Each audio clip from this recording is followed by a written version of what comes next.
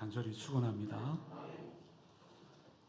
새 옷이 좋습니까? 아니면 오래된 낡은 옷이 좋습니까? 네, 새 옷. 새 차가 좋습니까? 아니면 오래된 구형차가 좋습니까? 모든 것이 삼세판이지 않습니까? 한 번 더 질문합니다. 새 집이 좋습니까? 아니면 오래된 집이 좋습니까? 네. 너무나도 당연한 질문과 답입니다. 저도 새 것이 좋습니다. 2021년 무근해가 지나가고 또 2022년 새해가 밝았습니다. 사람들은요, 새로운 해를 맞이하기 위해서 산과 바다로 또 이른 아침에 뜨는 해를 바라보면서 소원을 빕니다. 새해는 부자가 되게 해주세요. 새해는 짝꿍을 만나게 해주세요. 새해는 조금 더 물질적으로 부족함이 없이 누리는 삶을 살게 해주세요. 여러분, 분명한 사실은 해는 어제나 오늘이나 내일이나 변함없이 뜬다라는 사실입니다. 오늘 사도 바울은 어떻게 바뀌어야 새로운 사람인가, 새로운 피조물인가 우리에게 말씀해 주고 있습니다. 먼저 17절 말씀 같이 한번 읽어볼까요? 시작. 그런즉 누구든지 그리스도 안에 있으면 새로운 피조물이라. 이전 것은 지나갔으니 보라 새 것이 되었도다. 공동 번역 성경에 보면 이 본문을 이렇게 번역해 놓았습니다. 누구든지 그리스도를 믿으면 새 사람이 됩니다. 낡은 것은 사라지고 새 것이 나타났습니다. 사도 바울이 말하기를 그런즉 누구든지 그리스도 안에 있으면, 누구든지 그리스도를 믿으면 새로운 피조물이다, 새 사람이 된다, 그렇게 말합니다.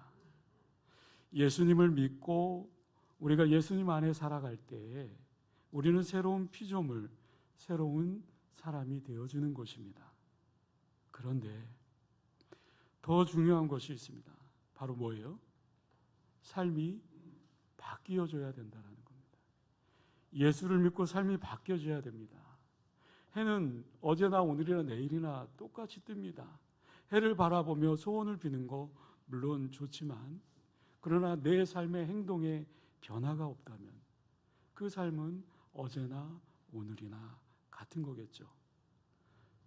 삶이 변화되기 위해서는 내 사고방식이 바뀌어야 됩니다.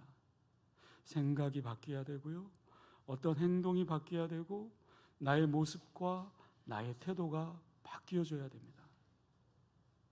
그럴 때 정말 다른 사람이 되었다, 새 사람이 되었다라고 말할 수 있는 거겠죠.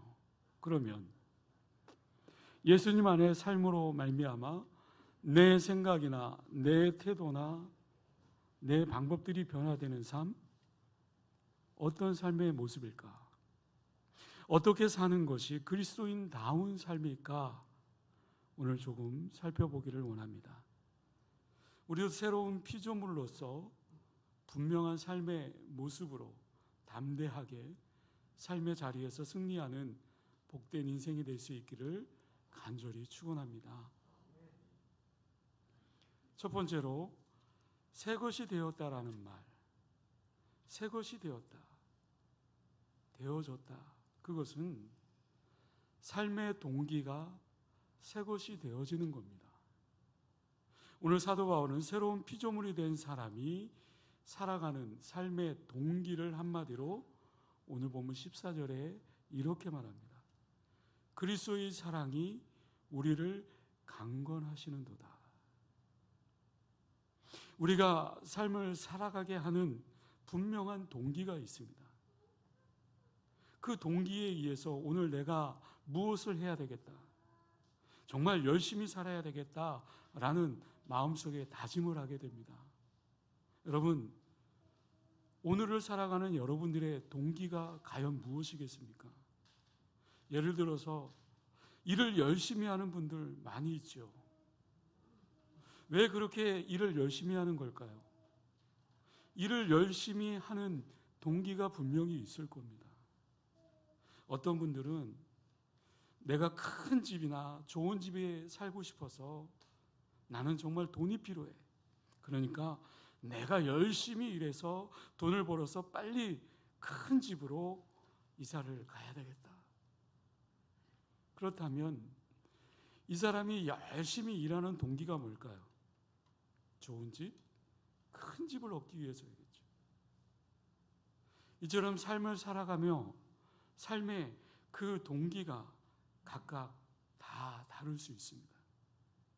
마찬가지로 우리 그리스도인들이 오늘 이 시대를 살아가는 삶의 그 동기도 분명하게 있어야 되지 않겠습니까? 그렇다면 우리 그리스도인들은 어떤 삶의 동기를 가지고 2022년도를 또 열심히 주님 앞에 나아갈 수 있겠습니까? 사도 바울이 오늘 새로운 피조물이다 라고 말을 합니다. 내가 새로운 삶을 살고 있는데 그 삶을 살아가게 하는 가장 근원적인 동기가 뭐냐 하면 바로 나는 그리스도의 사랑이 나를 강권하기 때문에 내가 이 삶을 살아간다. 그렇게 고백하고 있는 겁니다. 그렇다면 여러분, 그리스도의 사랑이 나를 강권하게 한다라는 그 의미가 뭐겠습니까? 그리스도의 그 사랑이 내 삶의 동기가 되어진다. 다시 말해서 그리스도의 그 사랑이 내 삶을 지배하고 있다. 그리스도의 사랑이 나를 이끌어가는 원동력이 되어진다. 다시 말하면 그리스도의 사랑이 내 마음 가운데 가득 넘쳐서 내가 어떤 일을 하게 될 때 그 그리스도의 사랑으로 말미암아 내가 그 일을 하게 되고, 내가 어떤 일을 할 때 그 그리스도의 사랑으로 말미암아 내가 오늘을 살아내고, 내가 어떤 일을 할 때에 그 그리스도의 사랑으로 말미암아 내 모든 삶을 움직여 나아간다 라는 그런 의미 아니겠습니까? 여러분, 그렇습니다. 우리 그리스도인들 새로운 삶을 살아가게 하는 그 힘의 근원, 그 동기는 다른 데 있지 않습니다. 바로 나를 향하신 예수 그리스도의 사랑 때문인 줄로 믿습니다. 이것이 그리스도인다운 삶이요, 내 삶 가운데 나를 이끌어가는 삶의 동기가 되어야 될 줄로 믿습니다. 사랑하는 성도 여러분, 오늘 여러분들의 삶은 그리스도의 사랑이 강건한 그런 삶입니까? 매일의 삶 속에서 그리스도의 사랑이 여러분들의 삶을 지배하고 있습니까? 매일매일 삶 속에서 그리스도의 사랑이 여러분들의 삶을 이끌어가고 있습니까? 오늘 신년주일입니다. 예배드리는 동기가 다른 데 있지 아니하고 그리스도의 사랑 때문에, 그 그리스도의 사랑 때문에 이 자리에 앉아있는 어떤 사람은 분명 마음속으로 아멘, 아멘 그렇게 화답하시는 분들 있을 테고, 어떤 분에게는 정말 공허한 말처럼 들릴 수도 있을 겁니다.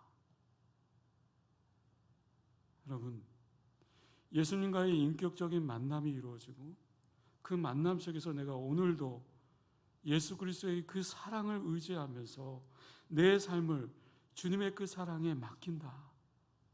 그러면서 내 삶의 동기가 정말 뚜렷하게 예수 그리스도의 사랑 때문에, 예수 그리스도의 사랑 때문에 라고 그렇게 고백하는 성도들이야말로 진정 아멘, 아멘이라고 화답하는 성도가 아니겠습니까?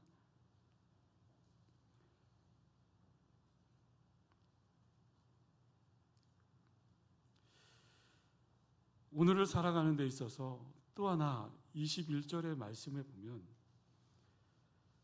예수님을 믿는다라는 거, 나를 향하신 그 놀라운 사랑, 그 사랑을 고백할 수 있어야 됩니다. 나를 향한 하나님의 놀라우신 사랑, 하나님의 그 사랑 때문에 내 입술로 고백하고 고백되어지는 삶, 그 삶을 통해서 내 삶의 동기가 뭘까? 그리스도의 사랑이 강건한 삶을 우리는 살아갈 수 있는 거겠죠. 이처럼 그리스도의 사랑이 우리의 삶의 동기가 되어진다면 우리의 삶에 놀라운 변화가 일어날 수 있습니다. 그 놀라운 일들 많은 것들이 있겠지만 그 중에 하나가 뭐가 있겠습니까? 저는 한 가지 얘기해 본다면 시각이 달라질 수 있겠다. 어떻게 시각이 달라집니까? 사도 바울은 오늘 본문 16절에 이렇게 말합니다. 제가 읽어드립니다. 그러므로 우리가 이제부터는 어떤 사람도 육신을 따라 알지 아나노라. 비록 우리가 그리스도 육신을 따라 알았으나 이제부터는 그같이 알지 아니하노라. 다시 말하면 하나님의 그 사랑, 그 사랑의 동기가 되어서 삶을 살아간다면 전에는 다른 사람을 바라볼 때 단지 육신적인 관점으로 바라봅니다. 저 사람 왜 저래? 저 사람 왜 이렇게 욕심이 많아? 저 사람 그렇다라고 그리스도인다운 삶을 산다라고 말할 수 있겠어? 그러나 그리스도의 그 사랑, 그 동기 때문에 그 삶을 이끌어 간다면 이제는 그 그리스도의 사랑으로 말미암아 다른 사람을 바라볼 때 육신적으로 바라보지 않는다. 사도 바울은 그렇게 고백하고 있는 거죠. 여러분, 예수님의 그 사랑이 우리의 삶의 동기가 되어진다면 그리스도의 사랑이 우리의 삶의 출발점, 아니 우리의 힘의 근원이 되어진다면 내가 그 사랑 앞에 반응하며 내가 그 사랑 앞에 다시금 다짐하고 헌신하며 기쁨으로 주님 앞에 그렇게 살아갈 수 있는 거겠죠. 그리고 다른 사람을 보다 낮아지게 보는 것이 아니라 큰 사람으로 바라볼 수 있는 겁니다. 사랑하는 성도 여러분, 2021년 새 아침 예수님의 사랑이 나를 지배하고 있음을 믿고 또 그렇게 누리며 살아가는 저와 여러분들이 될 수 있기를 주님의 이름으로 간절히 축원합니다. 두 번째로 새 것이 되었다라는 것은 삶의 척도가 새 것이 되어야 합니다. 여러분, 척도라는 것이 무슨 뜻입니까? 척도, 측량, 기준, 잣대, 그 기준을 뜻하는 거겠죠. 사람들은 누구나 다 자기만의 그 측량, 기준이 있습니다. 예를 들어서 어떠한 물건을 가지고 어떤 사람은 이 물건을 바라보면서 야, 참 좋다. 그 사람의 측량 기준이죠. 구찌 가방을 보면서 야, 참 멋있다. 그런데 어떤 사람은 아유, 명품 가방? 그게 뭐야?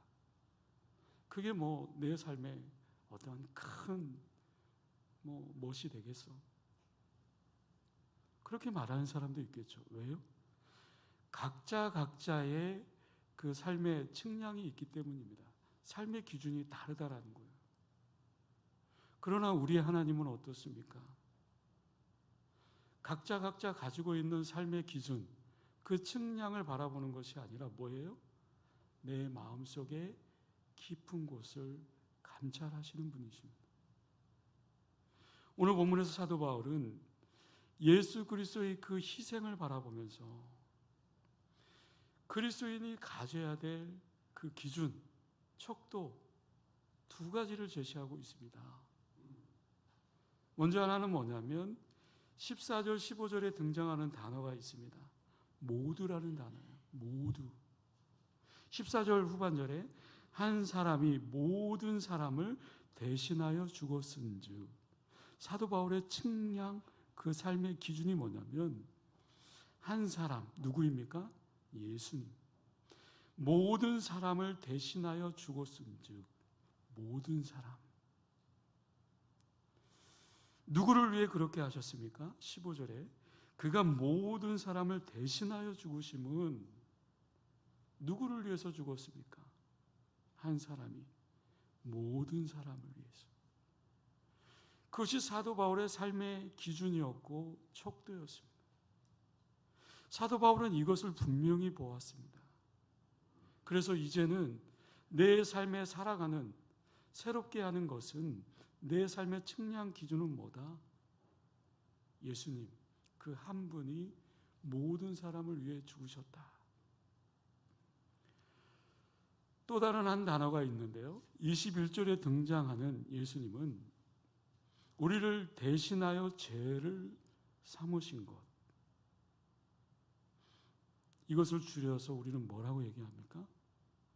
대속의 은혜라는 거죠. 왜 그렇게 하셨습니까? 그 이유는 우리로 하여금 그 안에서 하나님의 의가 되게 하시기 위해서다. 오늘 본문 21절에 말씀하고 있죠. 다시 말해서 예수님이 우리의 죄를 가지셨고 우리에게는 하나님의 그 의를 공급해 주시는 그 자리가 바로 어디였다? 십자가. 이것은 내가 어떤 노력에 의해서 쟁취하는 것이 아니라 하나님의 은혜의 사건이었습니다. 이처럼 모두라는 이 단어와 대속의 은혜라는 이 두 단어 앞에 사도 바울은 새롭게 하는 것, 그것은 그 사람을 이끄는 삶의 척도가 되었다. 사도 바울이 예수 그리스도로 말미암아 새로운 피조물이 된 삶의 척도가 된 것입니다. 이것은 사도 바울뿐만 아니라 2022년도 그 새해 우리가 살아내는 이 세상 가운데 반드시 가지고 살아야 하는 중요한 측량 기준이 되어야 될 줄로 믿습니다. 그렇게 오늘 본문은 우리에게 말하고 있는 것입니다. 우리가 세상을 바라볼 때 나에게 유익한 특정한 그 구름만 바라보는 것이 아니라 우리의 바라보는 그 시각은 하나님 아버지의 마음으로 모든 사람을 바라볼 수 있어야 되고 뿐만 아니라 대속의 은혜를 가지고 이 세상 사람들을 바라볼 수 있어야 됩니다. 성도 여러분, 그렇게 삶을 살아내려면 때로는 거꾸로 가는 것 같지만 나의 삶에서 다른 사람을 위한 희생의 삶으로 한 걸음 나아가야 되는 것입니다. 모든 사람, 대속의 은혜, 예수님이 그렇게 걸었던 것처럼 우리 그리스도인들은 새로운 것, 새 삶을 살아내는 그 방법적인 부분에 있어서는 예수 그리스도의 그 대속의 은혜, 모든 사람을 위해서 죽으신 그 십자가의 그 은혜, 모두를 위해서 때로는 내가 해야 될, 하고 싶은 말들, 해야 될 행동들도 조금 더 겸손함으로 낮추고 때로는 희생의 모습으로 살아내는 것이, 그것이 새로움의 모습이지 않을까.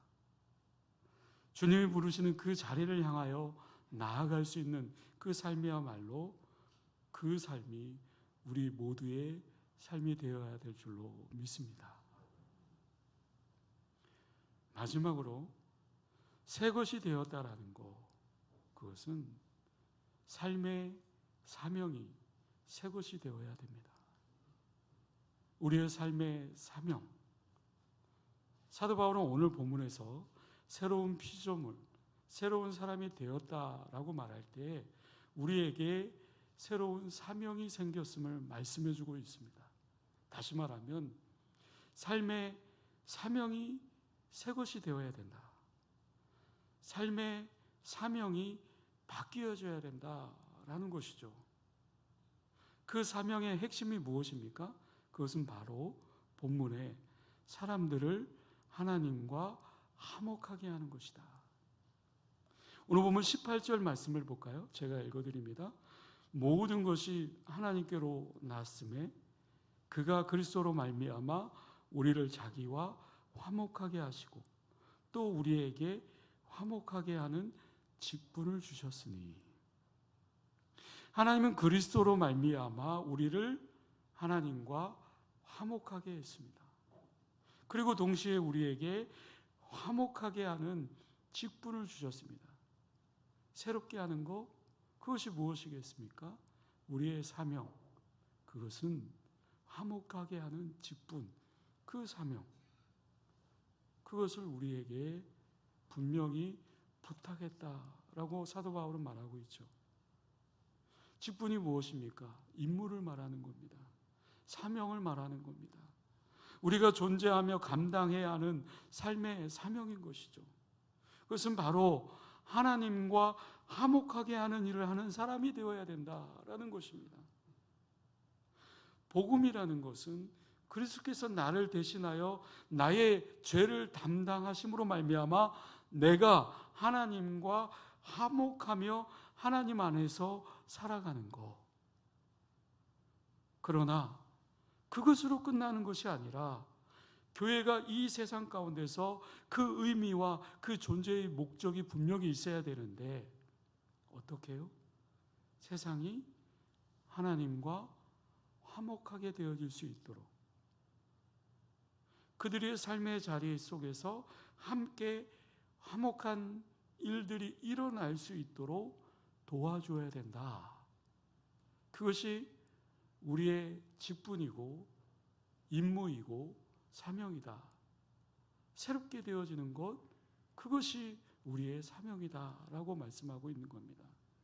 그렇다면 우리가 다른 사람을 하나님과 화목하게 만들 수 있는 것들은 어떤 것이 있을까? 어떻게 화목하게 만들어갈 수 있을까? 어떻게 화목하게 만들어갈 수 있을까요? 우리 영광교회 안에는 정말 전도팀이 있습니다. 너무나 귀하고 소중한 팀입니다. 물론 각자의 임무가 있고 또 역할도 있습니다. 또 부서가 다 다릅니다. 특별히 전도팀은 정말 이 지역사회를 위해서 전도할 뿐만 아니라 정말 함께 나누는 그리스도의 그 사랑을 나누며 또 공유하기를 원하는 그런 아주 너무 귀한 사역을 감당하고 있습니다. 우리가 새롭게 되어지는 것, 단순히 내가 잘 먹고 나 혼자 잘 살고 내가 누리며 정말 해를 바라보며 나는 새해에는 정말 큰 집을 갖고 싶습니다. 나는 누구보다도 더 누리며 살고 싶습니다. 그것이 새롭게 되는 그러한 모습이 아니라 우리 영광교회 모든 성도님들이 2022년도 새롭게 되어진다라는 것, 그것은 정말 세상 사람들을 화목하게 하는 그 삶, 그렇게 하기 위해서는 어찌해야 됩니까? 우리는 날마다 말씀과 기도로 깨어 있어야 될 줄로 믿습니다. 우리가 깨어 있지 않으면 우리는 절대로 세상을 하나님과 화목하게 할 수 없습니다. 그래서 우리는 세상에서 함부로 행동하거나 세상에서 함부로 또 그릇되게 행동해서는 안 되는 거겠죠. 제가 회개하고 싶은 한 가지가 있습니다. 송구 영신 예배, 또 신년 주일 감사 예배, 이 현수막을 제작하기 위해서 제가 거래하고 있는 그 윤선 디자인의 거래처에 너무 늦게 현수막이 교회에 없는 것을 알고 연말 늦게 정말 그 원본 파일 그대로 좀 제작 좀 부탁합니다 라고 그렇게 직원에게 요청을 했습니다. 근데 이 직원이 너무 바쁜 거예요. 연말이라. 현수막 그 디자인 원본 그대로 이렇게 크기에 맞춰서 제작하는 것까지조차도 숨 쉴 수가 없어서 너무 죄송한 말로 미안합니다, 정중하게 저에게 거절을 했습니다. 근데 제가 그 다음 날에도 정말 다시 한번 요청을 했습니다. 아니, 너무나도 급하고 또 그동안 계속 거래를 해왔으니 조금 바쁘신 건 알지만 좀 부탁합니다. 너무나도 단호하게 거절하더라고요. 때로는 내 마음속에 굉장히 화가 났어요. 그런데 그 디자인 대표가 또 10년이 되어서 또 이렇게 카톡으로 또 이렇게 문자가 왔어요. 뭐 직원들과 그 모든 분들이 정말 새해에는 인사를 드립니다 하고 이렇게 보내왔어요. 근데 제가 갑자기 그때 마음에 받은 상처 때문에 이렇게 카톡으로 보냈어요. 좀 많이 회사가 변화되어진 것 같습니다. 아무리 바빠도 제 상처가 굉장히 많이 남아있었기 때문에 바빠도 약간 보복성의 글이죠. 네, 바빠도 이것은 간단한 일이기 때문에 해줄 수 있는 건데 그럼에도 불구하고 제가 이 디자인 회사를 위해서 기도하겠습니다. 그랬더니 바로 대표가 카톡이 왔어요. 무슨 일이 급한 일이 있으면 직원에게 연락하지 말고 저에게 바로 연락을 주십시오. 너무나도 죄송합니다. 그 답장을 받는 순간 너무 죄송한 거예요. 너무 미안한 거예요. 그래서 급하게 서둘러서 또 이렇게 죄송하다고 이렇게 카톡을 보냈습니다. 우리가 때로는 그렇지 않습니까? 살면서 정말 보여지지 않는 곳에서, 보이지 않는 곳에서, 숨어 있는 곳에서 때로는 죄를 지을 수도 있고 또 그릇된 말로 또 상처를 줄 수도 있습니다. 그러나 세상과 화목하게 하는, 그렇게 하는 사명을 주셨다. 그것이 새롭게 하는 것이다 라고 오늘 성경에서 분명히 말하고 있지 않습니까? 사랑하는 성도 여러분, 우리의 사명, 내가 잘 먹고 잘 살다가 떠나는 것, 그거 절대로 아니지 않습니까? 오늘 보면 15절에 사도 바울은 이렇게 고백해요. 그가 모든 사람을 대신하여 죽으심은 살아있는 자들로 하여금 다시는 그들 자신을 위하여 살지 않고, 살아있는 자들로 하여금 그들 자신들을 위해서만 살지 아니하고 예수님께서 십자가에서 대속에 죽으신 모든 사람들을 위해서 이 땅에 나로 하여금 하나님과 화목한 삶의 자리가 만들어지는 것, 또 그렇게 만들어 나아가는 것, 내가 축복의 통로가 되어지는 것, 내가 그 직분을 가지고 살아감으로 세상이 변화되어지는 것, 이것이 오늘 주님께서 우리에게 주시는 새로운 것이요 사명인 줄로 믿습니다. 그 귀한 사명을 붙들고 살아감으로 말미암아 여러분 때문에, 저와 여러분들 때문에 주변이 변화되고, 저와 여러분들 때문에 가정이 변화되고, 관계가 회복되어지고, 환경이 변화되어지고, 하나님과 화목하게 되는 놀라운 삶의 회복이 일어나기를 다시 한번 주님의 이름으로 간절히 축복합니다. 기도하겠습니다. 은혜로우신 아버지 하나님, 2022년 새해가 밝았습니다. 오늘 이렇게 2022년 신년 첫 주일 예배로 하나님 앞에 예배를 드립니다. 많은 것들이 내 삶에 변화가 일어나야 되겠지만 진정 주님께서 원하는 내 삶의 동기가 무엇인가? 내 삶의 방향이 무엇인가? 나에게 맡겨진 그 사명이 무엇인가를 다시 한번 뒤돌아보게 하여 주시고 2022년 새롭게 출발하는 우리의 삶의 모습 속에서 주님 보시기에 정말 아름다운 모습으로 변화되어져서 온전히 주님께 영광 올려드릴 수 있는 복된 삶이 되어줄 수 있도록 주님 축복하여 주시옵소서. 우리의 삶의 모습이 변화되어지기를 원합니다. 우리의 행동들이 바뀌어지기를 원합니다. 우리의 삶 속에서 그리스도의 그 사랑이, 그 향기가 품어 나올 수 있도록 다시 한번 우리를 붙잡아 주시고 강건케 하여 주시고 새롭게 하여 주시옵소서. 감사드리오며 예수님의 이름으로 기도드리옵나이다. 아멘. 네, 찬송가 550장